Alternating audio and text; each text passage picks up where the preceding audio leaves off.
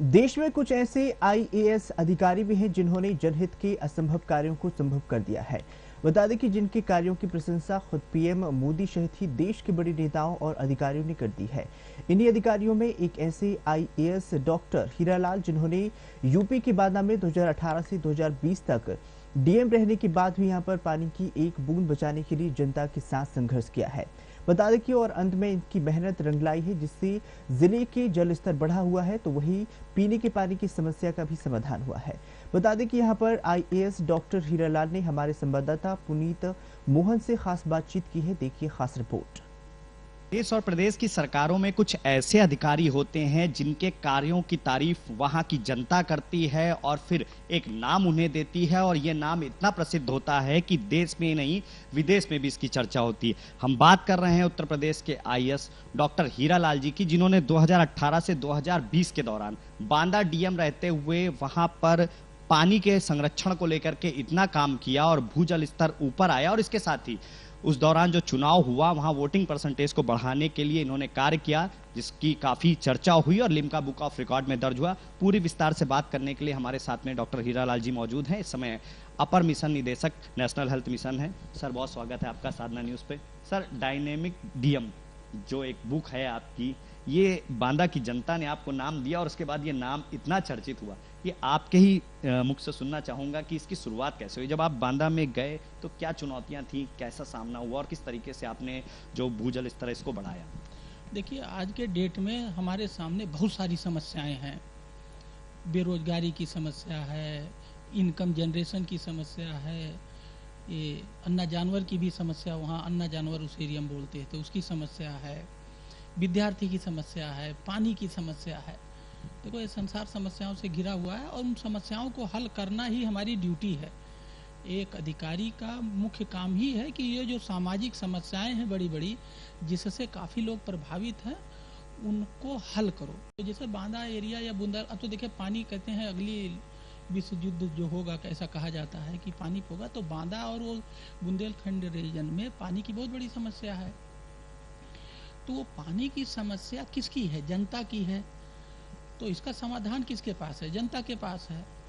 अभी लोग ये सोचते हैं कि समस्या तो जनता की है और समाधान अधिकारी, कर्मचारी या किसी दूसरे के पास है। हमने जनता को ये समझाने का प्रयास किया कि ये समस्या आपकी है, आपके गांव में ये समस्या है, हर घर में ये समस्या है, और समाधान भी आपके गांव में, आपके हर घर में है, आपको दिखाई नहीं दे रहा है। तो जब हमने जनता को ये समझाया और उनको तर्क दिया, देखिए जनता को आपको समझाने के लिए सही और सटीक तर्क देना पड़ेगा, और एक बार वो समझ में आ गई बात जनता के, तो जनता आपकी साथ देने लगेगी। तो देखिए, हमने उनसे यही कहा कि आप बताइए पानी रहता कहाँ है, पानी का घर कहाँ है, पानी रहता कहाँ है? तो पानी कुआं, तालाब, नदी में रहता है। मतलब पानी का घर क्या है? जैसे हम लोग रहने के लिए घर होते हैं, पानी का भी घर है, कहाँ? कुआं, तालाब, नदी। तो अगर आपको पानी चाहिए तो आपको कुआं, तालाब, नदी के पास जाना चाहिए जहाँ वो रहता है। कुआं, तालाब, नदी कहाँ है? गांव में है। तो आपको अगर पानी चाहिए तो अपने गांव के कुआं, तालाब, नदी के पास जाओ, इधर उधर क्यों भागते हो, है ना? तो ये हमने उनको समझाया और इसमें हमें कामयाबी मिली, ठीक है। और फिर जनता अपने गांव के कुआं, तालाब, नदी को ठीक करने लगी। पहले कुआं खराब था उसके, और उसको ठीक करने लगी। तालाब पे नहीं जाते थे, तालाब पट गए थे, अतिक्रमण किए थे, इस तरह से तालाब को फिर रिवाइव होने लगा। नदी में कूड़ा कचकर फेंकते थे, वहाँ भी दिक्कत थी, उसको ठीक किया। तो जनता ने जब अपना योगदान देना शुरू किया, उसके एक बार ये समझ में आ गया कि ये बात तो सही है। इसका समाधान जो 50 साल से हम ये समस्या झेल रहे हैं, ये हमारे पास ही है, गांव में ही है, हमें दिखाई नहीं दे रहा हो। हम 50 किलोमीटर दूर डीएम के पास, सीडीओ के पास जाते हैं कि सिंचाई के लिए, पीने के लिए पानी की समस्या है, समाधान दे दो। बस इतनी सी बात है। अब ये बात कहने सुनने में तो बहुत आसान है, जैसे मैं बड़े सरल भाषा में एक सेंटेंस में कह रहा हूँ। ये चीज़ को प्राप्त करने में ज़मीन पे मुझे 1.5 साल मेहनत करना पड़ा, जनता के बीच जाना पड़ा, कहीं किसान बनना पड़ा, कहीं स्टूडेंट बनना पड़ा। तो एक डीएम के रूप में मैं कभी किसान डीएम बना, उनकी बोल, भाषा, भोजन सबको समझा और लोग का विश्वास में जीतता गया। और जनता का विश्वास जीतना ही एक अधिकारी का मुख्य लक्ष्य होना चाहिए, जो कि लोग नहीं समझते हैं। सर, बांदा में जब आप डीएम थे, इस दौरान काफ़ी तस्वीरें सामने आई, जनता के बीच में आप काफ़ी टाइम स्पेंड करते थे। छुट्टी का भी दिन होता था तो वो भी तस्वीरें सामने आई कि गांव में आपने चौपाल लगाई, लोगों को समझाया। क्या ये सफ़र कैसा रहा? क्योंकि वहाँ की लैंग्वेज भी दूसरी है और पानी को लेकर के आपसे पहले भी वहाँ डीएम रहे थे, प्रयास होते थे, लेकिन भ्रष्टाचारों में फाइलें दब जाती थी।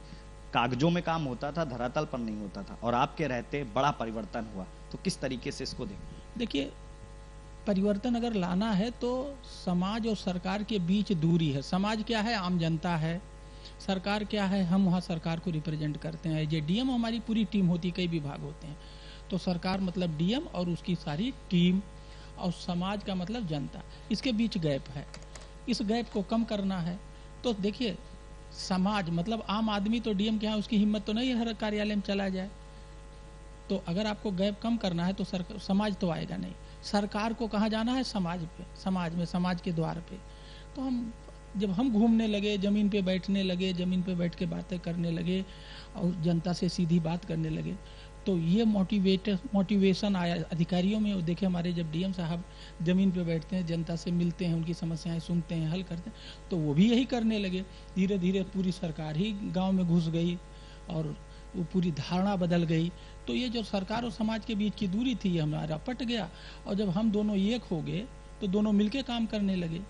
क्या तो कोई भी काम असंभव नहीं होगा अगर जनता आपका साथ दे दे। अगर सरकार और समाज मिलके कोई भी काम करे तो कोई भी काम असंभव नहीं है। तो वो हमने खाई पाटा और दोनों हम एक मिलके काम करने लगे तो सारे काम में रिजल्ट आने लगे। सर, वोटिंग परसेंटेज को कैसे बढ़ाया आपने? चुनाव आयोग ने आपको सम्मानित किया, लिम्का बुक ऑफ रिकॉर्ड में आपका नाम दर्ज है। कहा जाता है कि जो लोग बाहर रहते थे उनको कॉल करके बुलाया गया कि आप अपने मत का प्रयोग करिए। किस तरीके से पूरा ये प्लान था? देखिए, बड़ा लंबी कहानी है। ये 2 महीने के अंदर हमने 19-20 गतिविधियाँ की, ठीक है ना। और इसको पर्सनल लेवल पे ये कैंपेन चलाया और उस कैंपेन के चलाने में हमने 20-22 एक्टिविटी की। हम 3 महीने एक टी शर्ट बनवाया गया था, मैं उसी के ड्रेस में था। कोई डीएम तो वो टी शर्ट पहन के, मैं अगर फुल शर्ट पहनता था तो हाफ टी शर्ट मेरा, इसके बहुत सारे फ़ोटो हैं। तो वो जो कैंपेन चलाया गया उससे धीरे धीरे हर वोटर, और हमारा ये लक्ष्य था कि हर वोटर के पास 5-5, 6-6 लोग पहुँचें, उससे अनुरोध करें। एक बात, वोट क्यों नहीं देने आता था, हम इस पर रिसर्च करते थे। और जो भी बात समझ, जैसे फॉर एग्जांपल कहीं साहब वो चुनाव के दिन गाड़ी बंद कर देते हैं आप लोग, तो इससे लोग वोट डाउन होता है, तो हमने गाड़ी चला दी।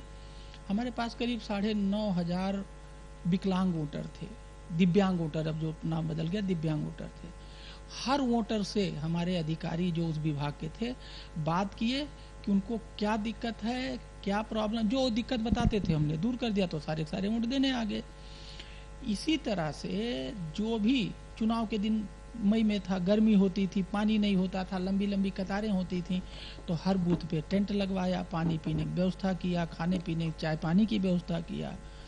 तो देखिए, इसको समस्याएं पता करते गए, उसको दूर करते गए, तो धीरे धीरे वो कारवां बनता गया और 10.5% वोट बढ़ा। ये रिकॉर्ड है यूपी का, और मेरा तो ये मानना है, मेरा रिकॉर्ड कोई तोड़ नहीं पाएगा। अभी जितना मुझे कॉन्फिडेंस है, हो सकता है तोड़ जाए, लेकिन अभी मुझे दिखता नहीं। उसका उदाहरण देखिए, वो मेरा गर्मी में चुनाव था। अभी जो विधानसभा का चुनाव हुआ है उत्तर प्रदेश का, उसमें स्लाइटली बढ़ा नहीं है, स्लाइटली हल्का सा डाउन हुआ है, और हमने तो 10.5% उसको बढ़ाया था। तो देखिए, जहाँ चाह वहाँ राह। जब आप अच्छे मन से, सच्चे मन से कोई चीज़ पाना चाहते हैं तो वो मिलता है। तो मैं उसको सच्चे मन से चाहता था, करता था, इसलिए मुझे रिजल्ट मिला। सर, इसके बाद कहाँ आपका स्थानांतरण हुआ, कहाँ आप गए, और अब इस वर्तमान में एनएचएम में आप अधिकारी हैं, किस तरीके से देखते हैं विभाग को, और कैसी गतिविधियां रहेंगी कि विभाग को और आगे बढ़ाया जाए और लोगों तक स्वास्थ्य सेवाएं बेहतर तरीके से पहुँचे? देखिए, मैं तो वहाँ के बाद, बांदा के बाद यहीं पे आया, एनएचएम में ही, और मैं एडिशनल मिशन डायरेक्टर हूँ। आपने देखा कि अभी कोरोना आया, जैसे मैं वहाँ से हटा, कोरोना आया। कोरोना में स्वास्थ्य विभाग ने जो काम किया, किसी को कुछ दिखाई नहीं दे रहा था, किधर जाएं, क्या करें, कैसे करें, अचानक आ गया। और स्वास्थ्य विभाग ने कितनी मुस्तैदी से और कितनी अच्छी तरह से काम किया। तो इस विभाग ने साबित किया है कोरोना में। और देखिए तरह तरह की नई नई बीमारियां हो रही हैं, पुरानी बीमारियों के तरीके बदल रहे हैं, तो मेडिकल विभाग में बहुत एडवांसमेंट भी हुआ है। क्या पहले वो ट्रेडिशनल अब मेडिकल विभाग नहीं रहा, अब मेडिकल विभाग में टेक्नोलॉजी, एआई, एमएल, डिफरेंट जो न्यू टेक्नोलॉजी है उसका उपयोग ज़्यादा होने लगा है। इससे भी मेडिकल फैसिलिटीज देने में इम्प्रूवमेंट हुआ है, एक बात। दूसरी चीज़ जो मैंने महसूस किया है कि prevention is better than cure. पहले हम क्या अस्पताल बना दो, बीमार होंगे दवाई कर देंगे, अब हम कह रहे हैं हम बीमार होने ही नहीं देंगे। तो जो आयुष का कॉन्सेप्ट आया, योगा का, आयुर्वेद, ये जो और पैथी थी, इसको बढ़ावा दिया गया। सीएचओ का कॉन्सेप्ट आया कि अब हम लोग क्योर पे नहीं वेलनेस पे बात कर रहे हैं क्या, और इस पर कार्रवाई हो रही है। तो मतलब क्या हुआ, ये सोच में जो परिवर्तन आया है ये बहुत बड़ी बात है। पहले हमारा फोकस केवल दवाई, बीमार हो दवाई करो, पैसा खर्च करो, दर्द झेलो। अब फोकस ये है कि हम बीमार होने ही नहीं देंगे, वेलनेस ठीक करेंगे, वेलनेस मेंटेन करेंगे। तो ये जो सोच में परिवर्तन आया, आयुष मंत्रालय को लेकर आप देखिए हर साल योगा डे मनाया जाता है। होम्योपैथी, आयुर्वेदिक और यूनानी, सारी पैथी का महत्व बढ़ा है। पहले केवल एक तरफ झुकाव था।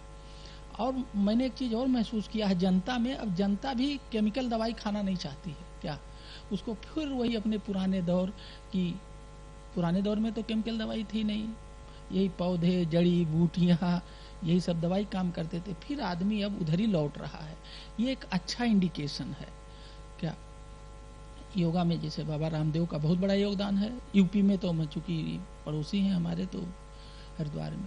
तो इस तरह से मेडिकल क्षेत्र में ये जो prevention is better than cure, हमारा फोकस क्योर से प्रिवेंशन पे भी आया है, नहीं तो हमारा टोटल फोकस क्योर पे था। ये बहुत बड़ी उपलब्धि है।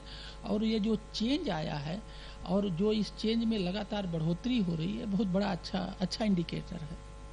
सर अंतिम प्रश्न है, सिविल सर्विसेज का अभी रिजल्ट आया है, बहुत से लोगों के रोल मॉडल हैं आप, विशेष रूप से जो सिविल सर्विसेज की तैयारी कर रहे हैं, क्या कहना चाहेंगे उन बच्चों से, क्योंकि एक साधारण परिवार से आप आईएएस बने, काफ़ी कठिन दौर रहा, उसके बाद जहाँ जहाँ आप पोस्टेड हुए वहाँ लोगों ने आपके काम की तारीफ करी है, सरकार ने तारीफ करी है, डायनेमिक डीएम जो बुक है उसकी प्रसिद्धि चारों ओर है। तो ऐसे में जो सिविल सर्विसेज की तैयारी कर रहे हैं उन बच्चों से क्या कहना चाहेंगे?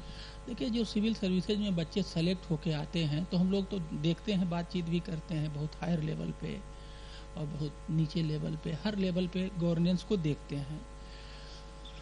ये देखो, ये सामाजिक प्लेटफार्म है, ये कमर्शियल प्लेटफार्म नहीं है।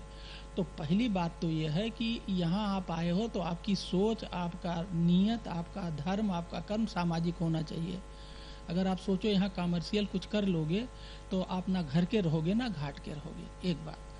और अभी आप अकेले हैं, आपकी कैपेसिटी अकेले। अब आप सेलेक्ट होके जब सिस्टम में आके काम करेंगे तो आप अकेले नहीं हैं, एक बहुत बड़ा सिस्टम, उसमें आप एक पुर्जा है, एक पार्ट है।